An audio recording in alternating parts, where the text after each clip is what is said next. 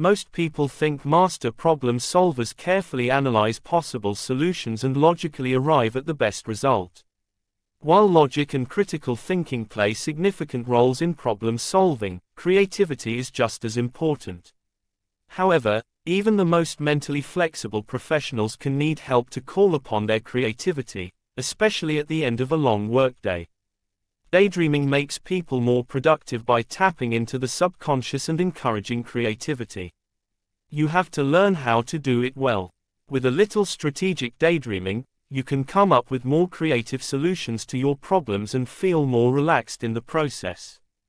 Daydreaming isn't something most people have to try actively, but channeling it into something productive can require practice.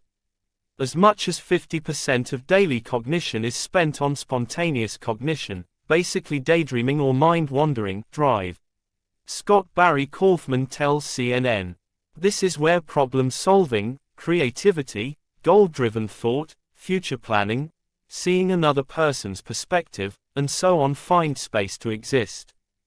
Daydreaming isn't something our minds slip into. Researchers have found that it's actually our brain's default mode.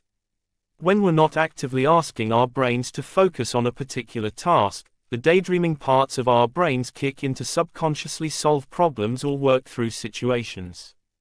Daydreams are thoughts people have that aren't tied to the external environment or whatever they're currently doing, Felicity Callard writes for the World Economic Forum. Thinking about an email you need to reply to when you're reading this article, mentally planning your day on the work commute, or thinking about an argument with a loved one during a meeting are all examples of daydreaming, which often occur spontaneously as part of the stream of consciousness. Lindsay Kaloage writes that 96% of adults report daydreaming daily, which is pretty compelling proof that our minds aren't meant to focus narrowly on the tasks in front of us. She has a couple of powerful examples of daydreaming's power, too. Albert Einstein came up with the theory of relativity when he let his mind wander away from the math he was working on. Nobel Prize winner Kary Mullis figured out how to duplicate DNA fragments while driving down the highway. Many people focus on how pressured they feel to solve problems instead of thinking about how to solve the problems themselves. With strategic daydreaming, we tap our subconsciouses to solve problems while resting our brains.